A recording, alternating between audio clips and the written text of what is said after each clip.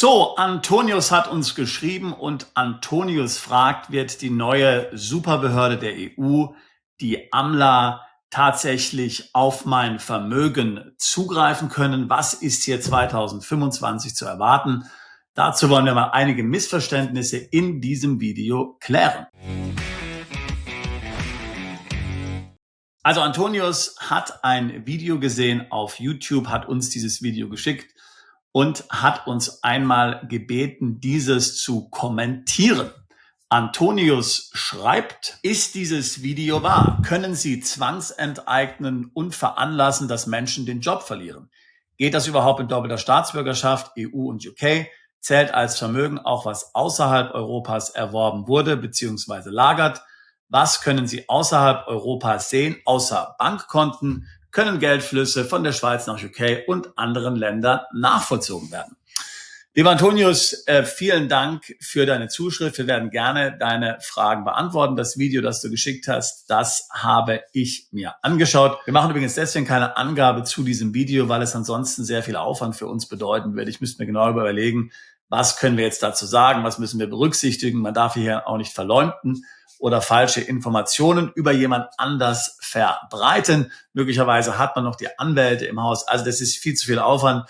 Es gibt ja einige solcher Videos und auch einige Missverständnisse. Und deswegen werde ich jetzt einfach exemplarisch hier die falschen Informationen, die in diesem Video enthalten sind, hier wiedergeben. Wenn jemand natürlich weiß, um welches Video es geht oder ein ähnliches Video gefunden hat, kann er gerne in den Kommentaren diese Videos hier mit den anderen teilen. Übrigens, wenn auch du ein Video hast oder eine interessante steuerliche Frage hast, die andere interessieren könnte, die unsere Community interessieren würde, dann schick sie uns gerne zu. Geh zu perspektiveausland.com. In der Fußzeile findest du unsere E-Mail-Adresse und ein Formular, wo du ein Thema vorschlagen kannst.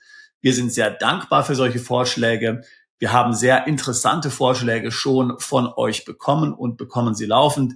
Wenn das Thema, wie gesagt, viele interessiert, dann werden wir hierzu ein Video machen. Nun aber zu dem Inhalt des Videos. Das Video soll also einen Ausblick liefern auf 2025. Und es wird eigentlich in diesem Video gefragt, was die neue Superbehörde der EU, die AMLA mit Sitz in Frankfurt, so vorhat nächstes Jahr und in den nächsten Jahren, auf was man hier achten muss, vor was man Angst haben muss, etc. pp. Wir haben ja selbst da schon sehr viele Videos zu diesem Thema auch gemacht. Wir kennen uns da ziemlich gut aus.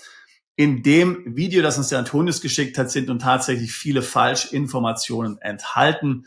Ich finde es sehr wichtig, dass man hier die richtigen Informationen kommuniziert und nicht falsche Informationen. Das ist zum einen eine Frage natürlich der Glaubwürdigkeit, wie man nach außen auftritt, aber zum anderen auch natürlich für unsere Zuschauer und Zuhörer wichtig, denn wenn man eine Bedrohung oder eine Gefahr nicht richtig einschätzen kann, weil man die falschen Informationen hat und die Ausgangslage also nicht wirklich kennt, dann sind unter Umständen die Vorbereitungen natürlich wertlos oder sinnlos. Uns geht es auf diesem Kanal immer darum, euch optimal mit Informationen zu versorgen, mit den korrekten Informationen zu versorgen, auch hier die richtigen Prioritäten zu kommunizieren. Was ist dringend? Was wird jetzt passieren?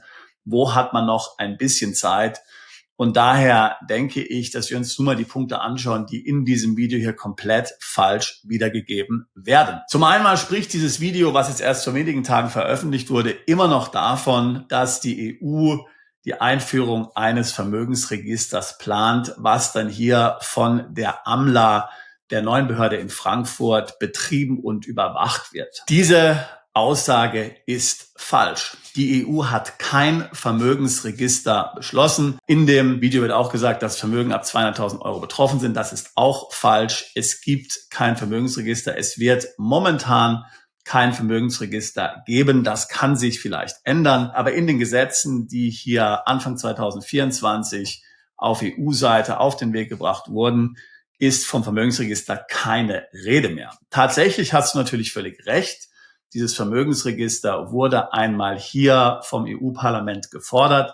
Es ging hier tatsächlich hauptsächlich darum, um eben die Assets von Russen und anderen Kriminellen hier, die sich in der EU aufhalten, genau aufzeichnen zu können und verfolgen zu können. Das EU-Parlament hat dann eine Machbarkeitsstudie bei der EU-Kommission in Auftrag gegeben. Wir haben darüber kommentiert. Der Bericht zu der Machbarkeitsstudie, über 300 Seiten, wurde im Sommer 2024 veröffentlicht. Dort wurden verschiedene Szenarien vorgestellt, unter denen man ein solches Vermögensregister implementieren kann. Das alles hat sich am Ende als zu komplex erwiesen. Es gibt also kein Vermögensregister seitens der EU. Zumindest kein Vermögensregister, wo nun jeder EU-Bürger hier sein Vermögen im Rahmen einer Vermögensteuer melden müsste, wie man das zum Beispiel aus der Schweiz oder aus Spanien kennt. Hier gibt es also keine Meldepflichten. Der Bürger muss nichts tun. In dem Video wird auch fälschlicherweise erwähnt, dass die AMLA in Frankfurt hier den 5-fachen Betrag eines verschwiegenen Vermögensgegenstandes hier als Strafe erheben könnte gegen den Bürger, wenn du hier keine korrekte Meldung machst. Also als Beispiel, das Video suggeriert, du hast Gold und dieses Gold steigt in Wert und du machst keine Meldung an die AMLA, dann droht dir hier eine 5-fache Strafe. Das ist alles kompletter, völliger Unsinn. Die AMLA hat mit dem einzelnen Bürger nichts zu tun. Die AMLA kontrolliert andere Banken, Finanzdienstleister und natürlich auch Marktteilnehmer, da komme ich gleich noch drauf zu sprechen, die jetzt dann im Rahmen der neuen EU-Regulierung auch unter die Regulierung der AMLA möglicherweise fallen werden. So, wenn jetzt zum Beispiel eine Bank hier gegen verschiedene Anti-Geldwäschereivorschriften verstößt, dann können tatsächlich empfindliche Strafen verhängt werden, aber nicht gegen die Bürger. Also, es gibt kein Vermögensregister. Allerdings, was man tatsächlich sagen muss, ist, dass vorbereitende Schritte für ein solches Vermögensregister tatsächlich erkennbar sind. Ja, so wurde von der EU entschieden im ersten Halbjahr 2024, dass ab 2027 jene Unternehmen, die jetzt hier Wertgegenstände veräußern, zum Beispiel Edelmetall, zum Beispiel Kunst, zum Beispiel Schmuck, zum Beispiel teure Autos, zum Beispiel Flugzeuge, zum Beispiel Yachten und so weiter und so fort, hier bei Transaktionen über 10.000 Euro, hier geht es nicht um Bartransaktionen, sondern Käufe über 2.000 Euro, die Identität des Käufers überprüfen müssen, möglicherweise überprüfen müssen, ob er in Geldwäschereiaktivitäten involviert ist und dann möglicherweise in irgendeiner Art in einem System dieses dokumentieren müssen. In welchem System? Ob es hier pro Land ein System gibt und so weiter und so fort, das ist noch nicht klar. Also hier gibt es auf jeden Fall in Zukunft transaktionsbasierte Informationen, die hier aufgenommen werden. Und natürlich könnte man argumentieren, dass man auf Basis dieser Informationen irgendwann dann eine Art Vermögensregister erstellen kann. Denn wenn ich weiß, dass hier Peter Müller diese Rolex gekauft hat für 30.000 Euro, wenn ich nachweisen kann, dass John Smith hier Gold für 15.000 Euro gekauft hat, und das steht alles in einem zentralen Register zusammen, dann habe ich natürlich eine Art Vermögensregister, wo zwar kein Bestandsvermögen erfasst ist, aber doch, sagen wir mal, neue Einkäufe durchaus dann aufgezeichnet werden. Also das ist von der EU tatsächlich entschieden. Ab 2027 wird es kommen. Wie konkret, wie die Daten eingegeben werden, was damit passiert, ist noch nicht so hundertprozentig klar. Neu ist im Wesentlichen, dass jetzt auch Goldhändler, Juweliere, Autohändler etc. davon betroffen sind und in Zukunft sogar auch Fußballvereine, weil ja dort auch sehr große Mittel hier im Transfergeschäft fließt. Übrigens werde ich hier verschiedene Links in die Beschreibung posten zu diesen verschiedenen EU-Beschlüssen, also direkt hier auf den Seiten der EU, wo ihr das dann auch nochmal nachlesen könnt. Ich möchte es jetzt hier nicht am Bildschirm zeigen, weil ansonsten wird es zu lange gehen. Also summa summarum, definitiv kein Vermögensregister beschlossen seitens der EU.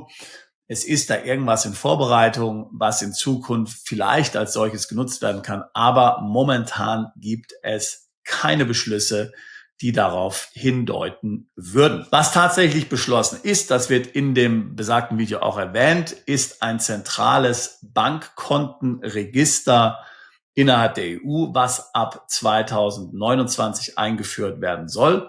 Dort haben Ermittlungsbehörden Zugriff auf die Kontodaten aller EU-Bürger und Transaktionen der letzten 5 Jahre. Das Video macht nun die falsche Behauptung, dass auch Journalisten auf dieses Kontenregister Zugriff haben werden. Das ist falsch. Journalisten haben keinen Zugriff. Zugriff haben nur die Ermittlungsbehörden. Das ist schon schlimm genug. meiner Meinung nach. Aber Journalisten haben keinen Zugriff. Auf was Journalisten Zugriff haben, sind die Register der wirtschaftlich Berechtigten. Also das heißt Register, wo drin steht, wem welche Firma gehört. Die sogenannten Transparenzregister, die gibt es ja schon relativ lange. Und auf diese Register haben Journalisten auf Anfrage Zugriff. Hier hat ja der EuGH entschieden, dass diese Register nicht mehr öffentlich sein dürfen, dass das eine Verletzung der Privatsphäre ist. Aber wie gesagt, auf Anfrage haben Journalisten neben den Ermittlungsbehörden nach wie vor auf diese Daten Zugriff, aber nicht auf das Bankkontenregister. Ja, ganz wichtiger Punkt. Weitere Falschaussage in diesem Video ist, dass die AMLA hier angeblich jeden Mitarbeiter in der EU kündigen kann.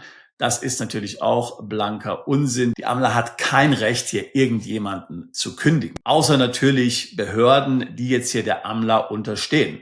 Es gibt die sogenannten FIUs, die Financial Intelligence Units. In Deutschland ist das die Zentralstelle für Finanztransaktionsuntersuchungen. Eine solche Zentralstelle gibt es in jedem EU-Land. Diese Stellen werden in Zukunft der AMLA unterstellt werden. Sie werden aber trotzdem eigenständig erhalten bleiben.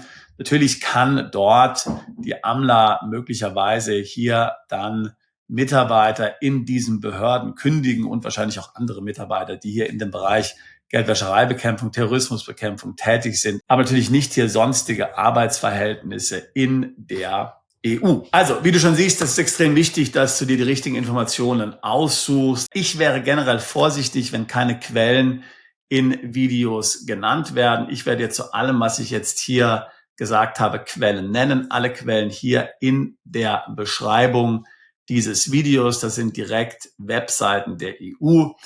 Die Quellen sind auf Deutsch beziehungsweise zum Teil auch auf Englisch. Ich möchte nun nochmal die anderen Fragen beantworten, die ja Antonius hier gestellt hat. Lieber Antonius, ich hoffe, diese Rezension des Videos, die du uns geschickt hast, war soweit zu deiner Aufklärung und Zufriedenheit. Zunächst mal muss man sagen, dass sich die EU natürlich hier generell in eine bedrohliche Richtung entwickelt. Es geht so in Richtung Kontrollstaat und China. Und da ist im Grunde die AMLA auch nur ein Teil davon. Wir haben ja auch schon andere Videos gemacht und darüber gesprochen, über das Digital Wallet, also das heißt über den digitalen Personalausweis, über den digitalen Euro. Das sind natürlich alles Maßnahmen und dann gibt es noch viele andere Maßnahmen, die hier sehr umfangreich IT verwenden. Und gemeinsam vernetzt sind diese Systeme tatsächlich eine Gefahr für die Freiheit. Das sehe nicht nur ich so, das sehen auch etliche EU-Parlamentarier so. Ich habe ja in verschiedenen Videos schon verschiedene EU-Parlamentarier auch zitiert, die dann hier von einer sogenannten Chinafication sprechen, also tatsächlich einer Entwicklung, wie sie China durchgemacht hat. Viele vergessen ja zum Beispiel, dass Dinge wie das Social Rating in China ja nicht von einem Tag auf den anderen implementiert wurden. Das ging so ganz schleichend und nach Salamitaktik. Und natürlich sehe ich diese Salamitaktik auch hier in der EU. Das wird also so langsam schleichend hier vermutlich immer schlimmer werden. Die Kontrollen werden immer weiter verschärft werden. Daran habe ich keinen Zweifel. Natürlich ist es deswegen sinnvoll, die EU zu verlassen, wenn du das kannst, Vermögen außerhalb der EU aufzubauen, wenn du das kannst, einen Plan B außerhalb der EU zu haben, wenn du noch nicht auswandern kannst, ganz sicherlich auch ein Konto außerhalb der EU zu haben. Sowohl die SPD als auch andere Parteien fordern ja die Einführung einer Vermögenssteuer. Sollte es dazu kommen, dann ist dein weltweites Vermögen davon betroffen, wenn du in Deutschland wohnst. Davon kann man jedenfalls ausgehen. So funktionieren Vermögenssteuern im Allgemeinen, zum Beispiel in Spanien oder in der Schweiz.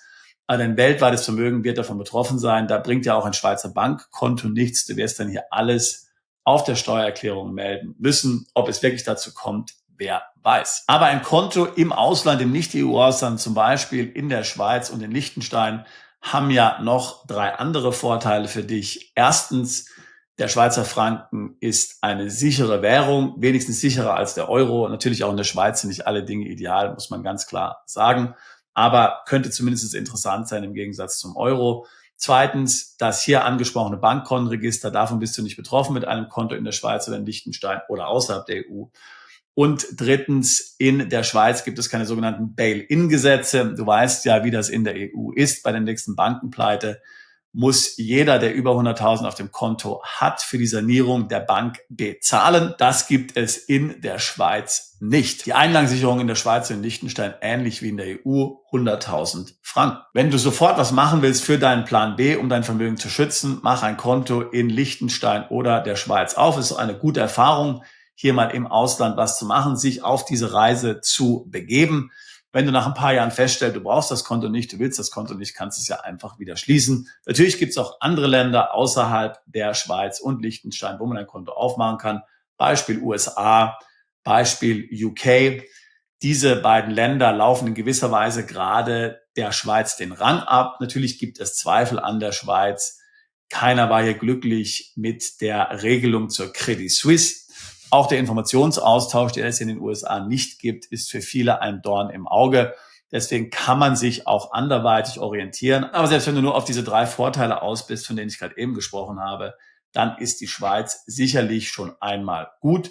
Für Edelmetalle gilt Ähnliches. Lagere sie am besten außerhalb der EU. Auch hier Schweiz und Liechtenstein keine schlechte Wahl. Singapur finde ich persönlich besser. Das ist innovativer. Es gibt auch noch ganz andere Lösungen, wo du zum Beispiel hier auch außerhalb der EU, ich rede jetzt nicht von EU-Lösungen, dein Gold verbinden kannst mit einer Debitkarte und dann kannst du praktisch ohne Bankkonto hier Geld ausgeben auf Basis deines Goldes, kannst also dein Gold verwenden. Das kann schon ziemlich interessant sein, wenn man da einen guten Anbieter hat. So, Antonius, ich hoffe, wir haben deine Fragen damit beantwortet. Also ruhig bleiben, keine Panik schieben. Panik ist immer ein schlechter Ratgeber. Bleibe kühl und überleg, triff die richtige Entscheidung für deine Familie, für dich und dein Vermögen. Hier muss man gut planen, sollte nichts übers Knie brechen. Wenn man etwas übers Knie bricht, tut es einem leid. Wir haben vielfach zum Beispiel Mandanten erlebt, die während der Pandemie in Länder wie Montenegro oder Paraguay ausgewandert sind und denen es jetzt ehrlich gesagt leid tut, weil sie diesen Umzug überstürzt gemacht haben und hier nicht einen kühlen Kopf behalten haben. Nichts gegen Montenegro und Paraguay, wunderschöne Länder. Wenn es dir da sowieso gefällt und du da sowieso leben willst, dann war vielleicht die Pandemie hier der richtige Tritt in den Hintern, damit du dieses Vorhaben umsetzt. Aber wenn du da nur hingehst, weil du dich verfolgt fühlst vom Staat, dann ist es sicherlich die falsche Entscheidung gewesen. Wenn auch du dich mit solchen Themen befasst, dann würde ich mich freuen, mit dir ein Beratungsgespräch zu führen. Link dazu packe ich hier in die Beschreibung dieses Videos mit hinein. Wir tun seit fast 20 Jahren nichts anderes, als Mandanten dabei zu beraten, ins Ausland umzuziehen, einen Plan B zu etablieren, Vermögen zu schützen, neues Vermögen aufzubauen, ihre Steuern im Ausland zu optimieren. Ich würde mich freuen, auch dich alsbald zu unserer Mandantschaft zählen zu können. Bist du Unternehmer, Freiberufler oder Investor? Zieht es dich schon lange ins Ausland? Mach heute den ersten konkreten Schritt in eine Zukunft mit mehr Geld und mehr Freiheit. Buche ein Beratungsgespräch mit Sebastian und seinen Kollegen. Unsere Kanzlei unterstützt Mandanten wie dich dabei, deine Steuerlast legal zu reduzieren, Vermögen aufzubauen und zu schützen und deine persönliche Freiheit zu maximieren. Profitiere jetzt von unserem Fachwissen und unserem Netzwerk. Gehe zu mandatierung.com und werde Mandant unserer Kanzlei.